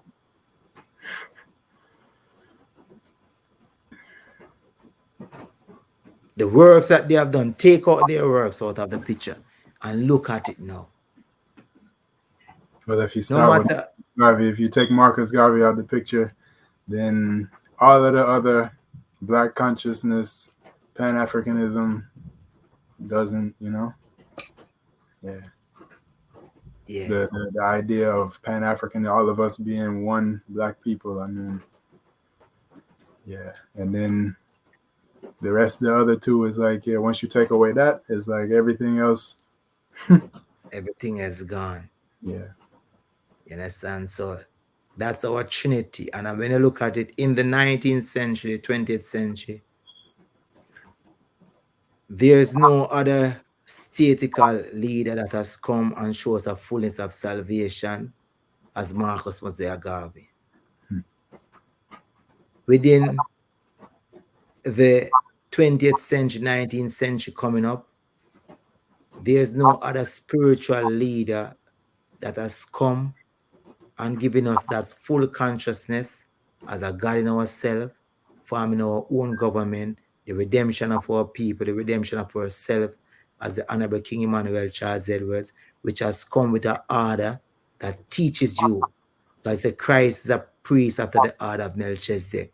There's no other spiritual leader that has come and fulfilled what you have even read in Revelation. Because after Christ's movements, there was a continuity of Christ's salvation, Christ's church. And people looking for revelation in the last days. I don't know if they're looking for something in the sky, but it is there fulfilled. 7 priests upon the, even if sometimes you say 2 priests, it's not the full order, it is 7 priests. Giving you the harps and the 4 angels that has given you a tabernacle, a replica of what is said in Zion. There's no governmental leader. There's no king upon the face of the earth that have done the works of Emperor Haile Selassie I within that time and to this time for the unification of his people. Yes, there are many kings, and even to this day, Many people could find out now that there are so many kings in Africa and realize that many places in Africa still have kings. But the Western world in the 19th century, we never know that. Now we come in and knowing all of these things, and still there's no king like the King of Kings and Lord of Lords. And it's a conspiracy that even to this date, when they mentioning things and great rulers that come, they fail to recognize Emperor Haile Selassie. They fail to give recognition. You don't have to praise Haile Selassie. We never tell you to praise Haile Selassie. But give Haile Selassie, Emperor Haile Selassie, his recognition. Give it to him. Give it to him. You want to say all these kind of things about His Majesty. All of those people that they're putting up, they have wronged. They have wronged in themselves. There's none that do it good, no, not one. But see, they exalt them. You exalt him, he that killed the Jews.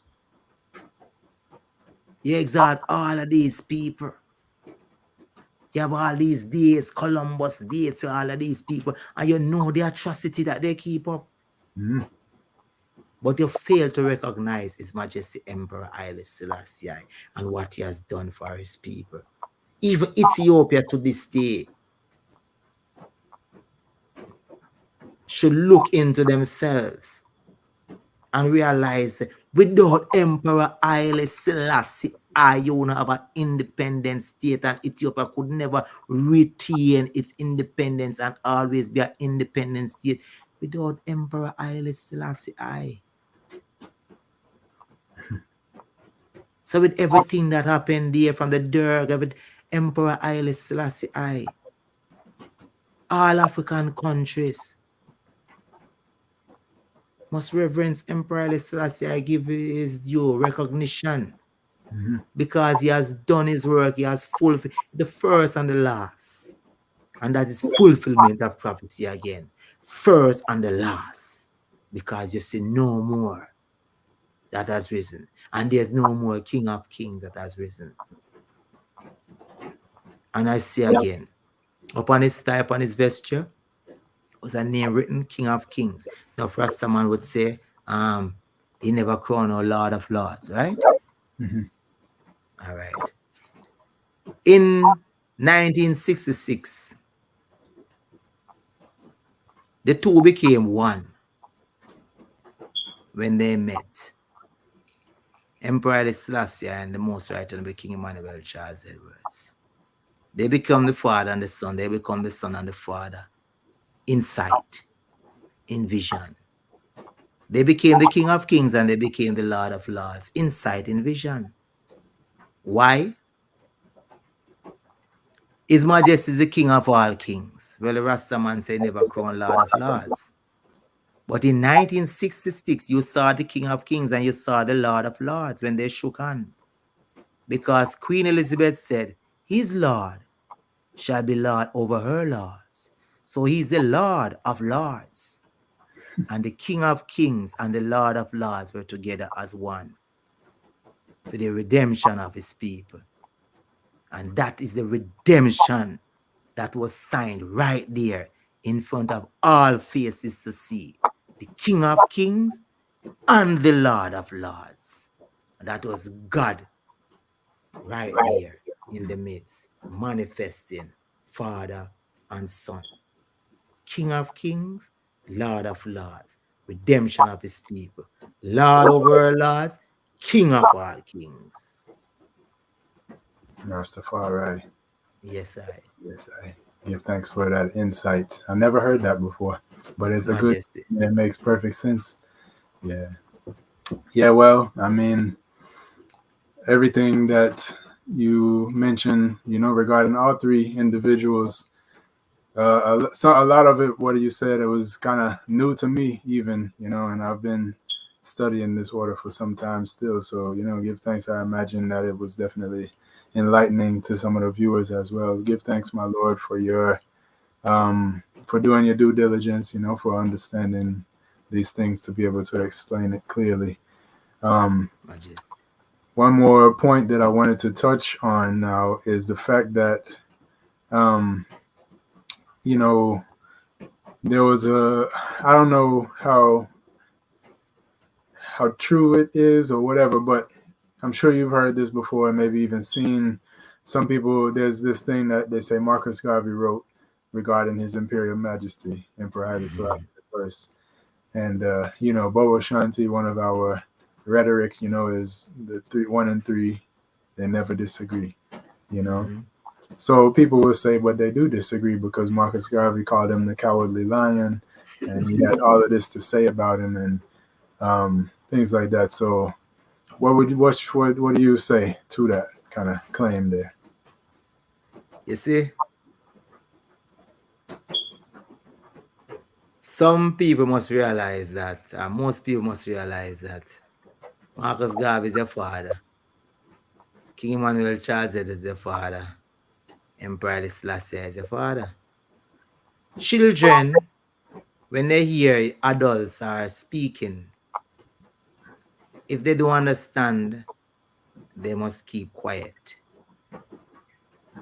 Sometimes your uncles and your father, man is your father, your uncle, they might be speaking of something and they might have a disagreement on how something is to be done. That doesn't say you must interfere in it, because they're on one pathway and on one mission, is the African redemption mission. Now you must understand Marcus Mosiah Garvey in the Western world. It's not an illusion God. People take the God for illusion, like you just see everything, and you understand what I'm saying? Yes. And he's there. He's in the Western world. Sometime a person, and I'm showing it now. Sometime a person might be, he's watching a game. He's watching. It's a game, you know. I'm just giving an example.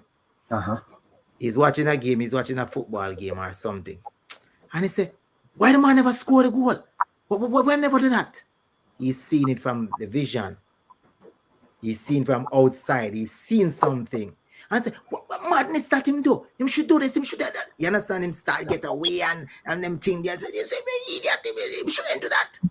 Well, guess what now? So the man on the field, he's the one that is seeing the battle. He can, regardless of what you're saying, the book of John, first episode, says, he that is perfect in love is not offended by words. So you see those people that are offended by certain words that they say Marcus Garvey write in his newspaper and everything. Only God knows the love of God and understand. Marcus Mosiah Garvey is in the Western world, where everything the white man against the black, killing black daily. You don't have no friend for the black, the white man. And you have no friend for the white men at that time, because he's killing you brutally. You understand? He's seen out of the vision of his eyes what he's seen unveiling in front of him. He's seen, like, as Marcus Garvey said, what do you think? You're going to redeem Africa without some of you planning to die too? You think it's just like that? So Marcus Garvey is the black tiger, the raging tiger. You understand? Ready to eat. You understand? Ready to tear down the walls. His Majesty is a diplomat. Not to say Marcus Garvey is not a diplomat.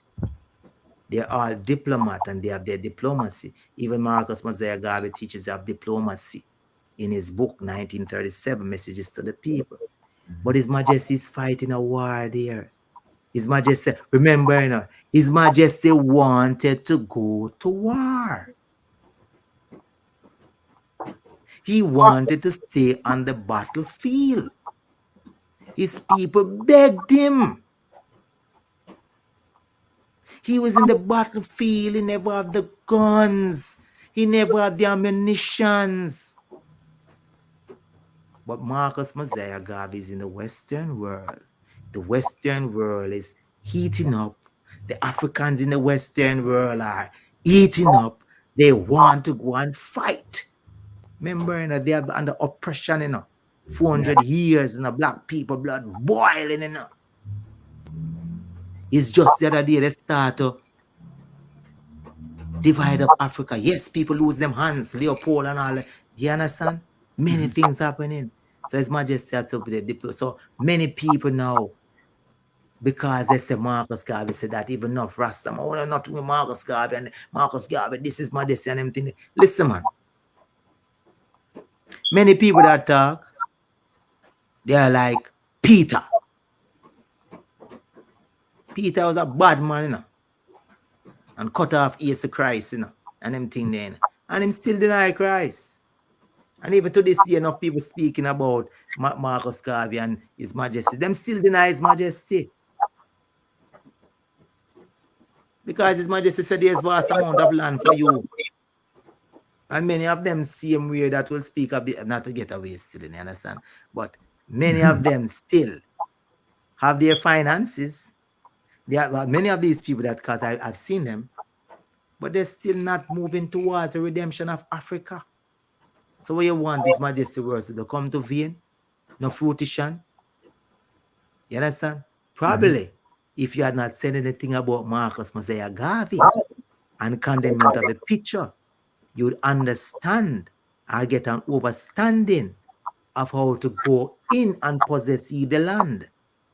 You understand? Yes. So it's just an understanding, man. Those things I don't even as Bobo Shanti. Bobo Shanti never made those things bother them. You understand? Yes, sir. Because we understand that God is one thing. That I always say this to a person going to Bobo Hill, and I use this definition all the while. All of us is in town. The aim is Bobo Hill, you know? So we come off at the 9 Mile bus stop. One man at the bus stop say, I'm going to take a taxi, you know, because he's tired. He's not going to walk up the hill. One next man say he's going to go through the riverbed. The next man say he's going to walk the road and go up because he has something to stop and buy. You understand? One aim, one place they're going, but 3 different routes, one mission. Not because the man say I'm going to take a taxi, you're going to curse the man and him taxi. Not because the man say I'm going to go through the riverbed, you're going to curse him. Not because the man say I'm going to walk up the stretch and buy something there, you're going to curse him. You understand? Yes, Even if sir. you say, you walk through the riverbed for you coward, man. You don't walk on the road, you coward.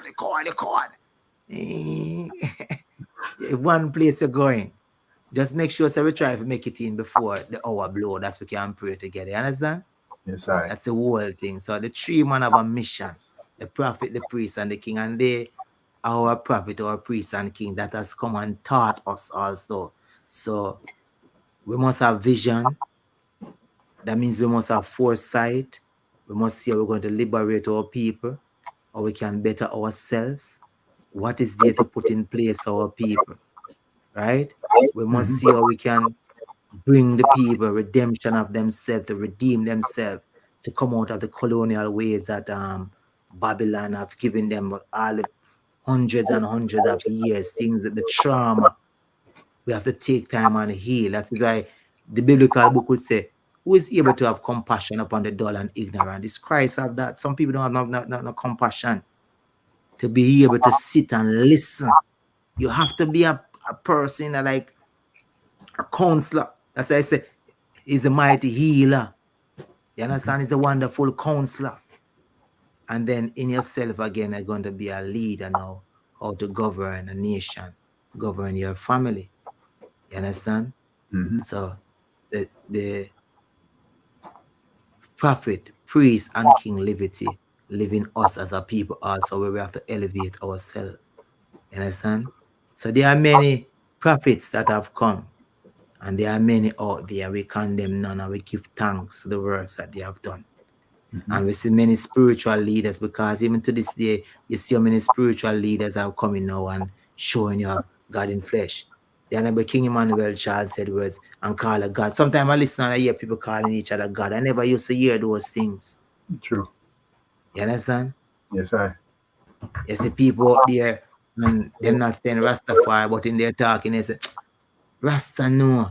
And you know, they say, you understand? So, yeah, man, the prophet, the priest, and king. And we give thanks to Emperor Selassie, man, because without Emperor Selassie, there be no continent for us. Without Marcus Mosiah Garvey, we be lost in the Western world. Without the Honorable King Emmanuel Charles Edwards, we be lost as a people, as Rastafari. You know?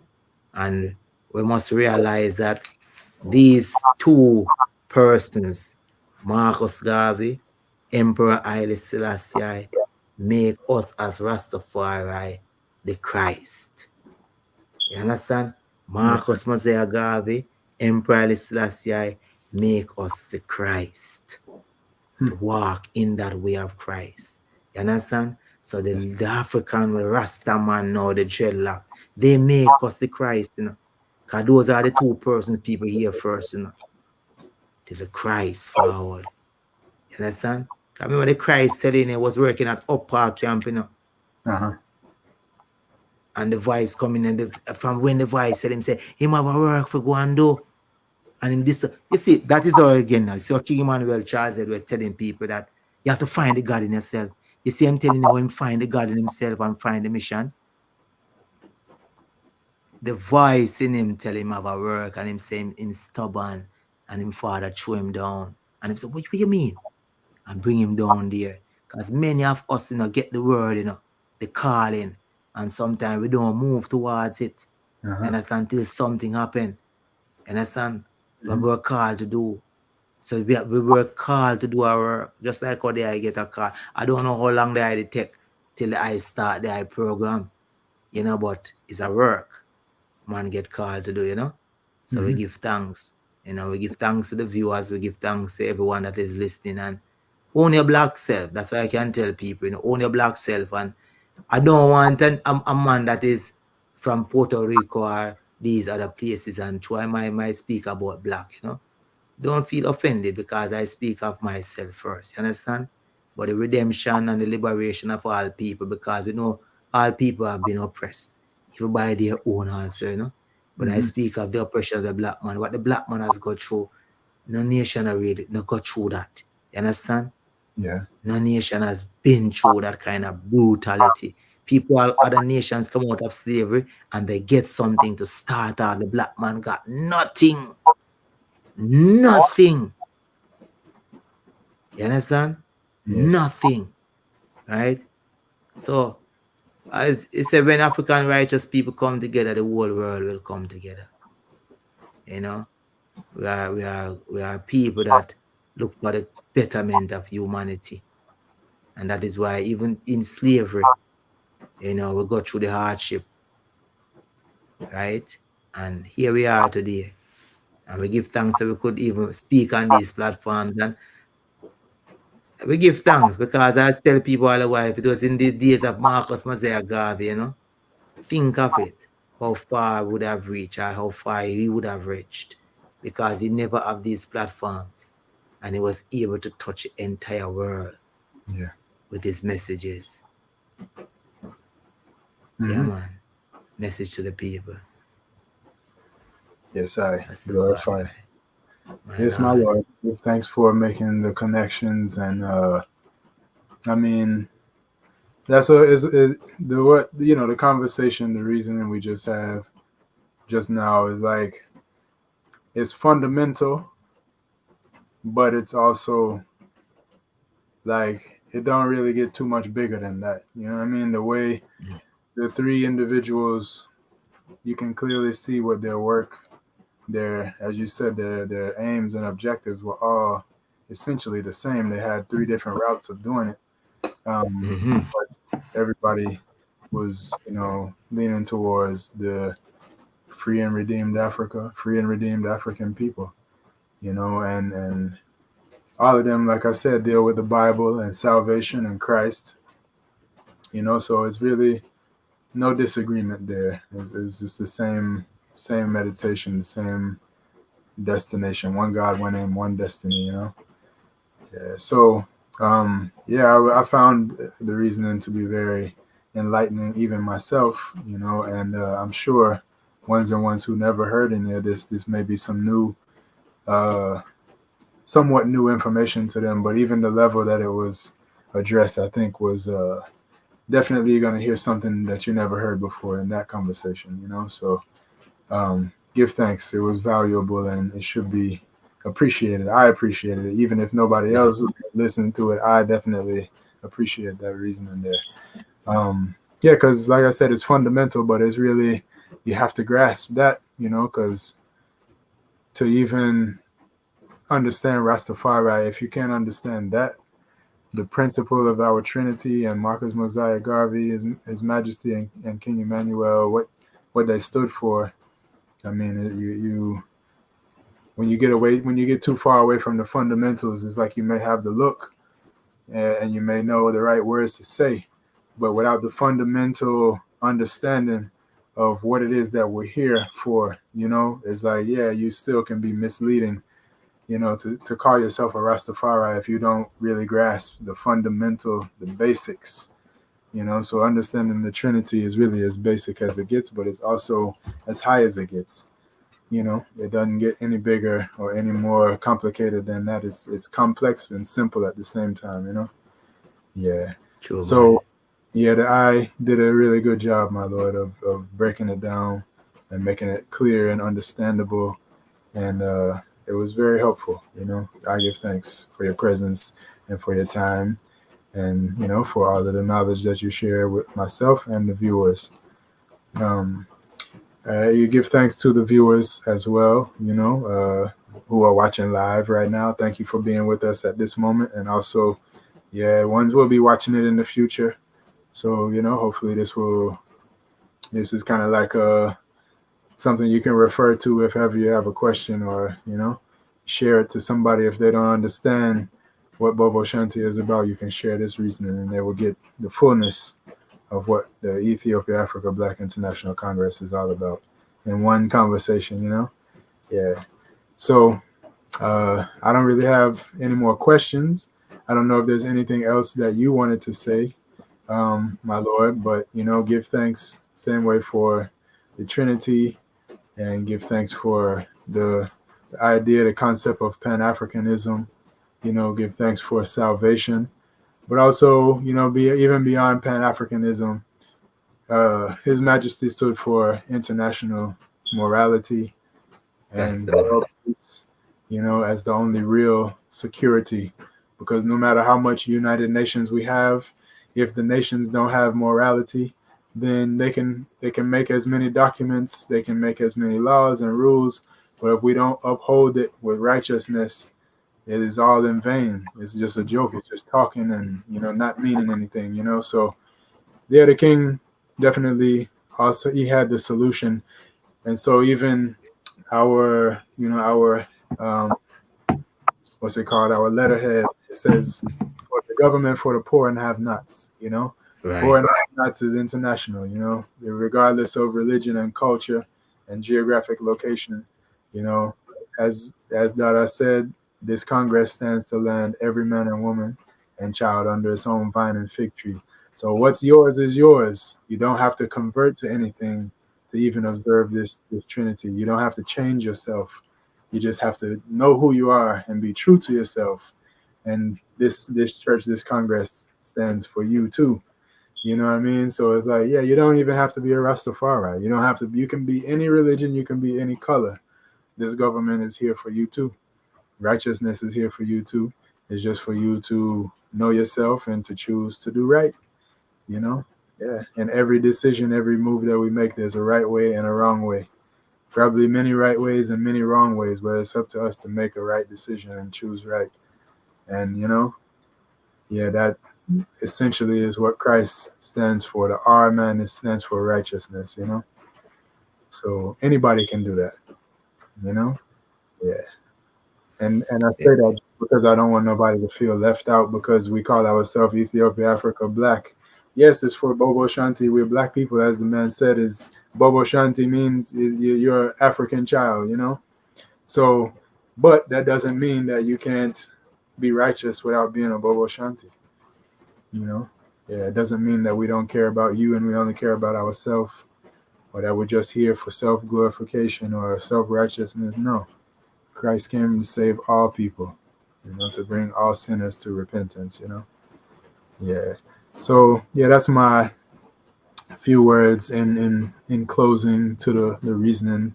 But I would love to hear if the eye has anything else to say before we seal it up. And you can even, when you finish, you can go through with a prayer, and then we'll just close it out. Yes, my Lord, give thanks again, more life and more strength, to the Western world, from the Caribbean into the Americas, to Europe, Asia, the entire Africa continent. November 2nd, 2030 is the 100-year anniversary coronation of our Emperor Haile Selassie, Empress Menen. The entire universe must recognize such glorious coronation, And it's from now we're heralding this, we are in. It's an aim and objective right now, for the world to recognize this great living monarch of black supremacy, crown on this day as man say in Zion will crown him, King of Kings in Zion will crown him, when the journey is complete. So it's a significant moment. Also the 72nd anniversary of the Ethiopia Africa Black International Congress. So within that present moment of time, you would realize that through the Congress, come again, as I say, every nation under their own vine and fig tree is another 72 nation that again, the Congress, So the 72 anniversary, the Congress put all nations at their own vine and fig tree, and it's a 100-year anniversary. So celebrating the 72 is like 72 nations bow again to the feet of His Majesty, 2030.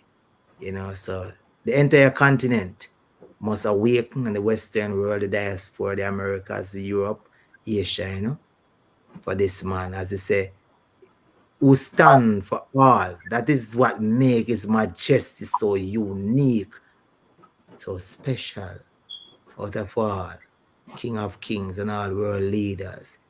He's for all humanity. All humanity. Whether you're red, you're black, you're blue, just like King Emmanuel Charles Edwards said, salvation, the Comed, the Ballhead, the Jerry Curls, the Rastaman, everyone have to born again. Marcus Garvey said, if we are to believe in the divine injunction, we must realize that the time is coming when every nation must sit under their own vine and fig. So you see it again? You see it again? Christ, King Emmanuel, come again and say, everyone under their own vine and fig tree. His Majesty come and tell you again, Africa for the Africans, us at home and us abroad. And we Africans will fight if necessary, because we are confident of the victory of good over evil. So no, the United Nations, as I say, they are only digging a pit, just like how the League of Nations did. That's why King Emmanuel Charles Edwards speak about the Black United Nation, to manifest. And remember, when you say black supremacy, you see people get fidgety and away because they might look at white supremacy and see the brutality of white supremacy. It's the opposite of that. Black Facts. supremacy is about love and righteousness of salvation. Understand? Love for mankind, love for humanity, love for man, love for woman, and love for yourself, accepting yourself. That's the confusion that is going on in the world right now. So we give thanks again, and we give thanks, put our hands and hearts together for the celebration of our Divine Majesty's Earth Day coming up, and 135th anniversary. We give thanks, for such, glorious. 132nd, we give thanks, for such moments that is coming up at this time. My Lord and Majesty, we give thanks. And we're going to a little short creed, and as Honorable Priest Bobby would say, till near word. My Lord, glory be to our Father and to the Son, to the Holy One of creation. As Jah was in the beginning, is now and ever shall be, Jah without end. Selassie, Jah, Rastafari. Up your mighty race, you can accomplish what you will. Reach for the stars of equality and justice, our great prophet Marcus Messiah Garvey. To the works, we are servants of God. Let us follow the path our master have trod. With the balm of his counsel and our strength to renew, let us do it our might, what our hands find to do. Tiding on, let us hope, let us watch and pray, and labor till our master come. Give thanks to God in flesh, give thanks to God is in flesh. Give thanks to the all goodness sent from sign above. Most High, Selassie, Bless Jah, you. That's the Rastafari. right. My Give Lord. thanks to the moments and every prophet, and all Hey, blessing to your congregation again. give thanks, my Lord. Give thanks for being with us. Honorable Leading Priest Richie, Honorable Leading Priest Wesmore. Give thanks, my Lord. Thanks for sharing your Blessed love. knowledge, wisdom, and understanding. Give thanks for everyone who took moments out of their day to come in here, the gospel of the Black Christ, and keep it close to your heart. And feel free to leave comments, and if you have questions, if you have feedback, all is welcome. I would always just ask, be respectful. Sometimes when we differ in opinions when it comes to spiritual things and stuff, people can be kind of disrespectful and mean, but there's no need for that. Keep it upright. Righteousness is mightier than sin. Right, man. Yes, I. Yes, everything you speak a while ago, you know? Yes, Yeah, I. yeah, man. Give So thanks. until next time, we'll definitely be having the priests on the African Liberation Network again. There's so much more to talk about, and we love to talk with the eye still. So the Yes, door is my love. always open, and yeah, we'll reach out soon. All right. Bless the love, God. Love, love, We'll love. meet again. Bless the love. Honorable, my Peace Lord. and love. Love. Bless it.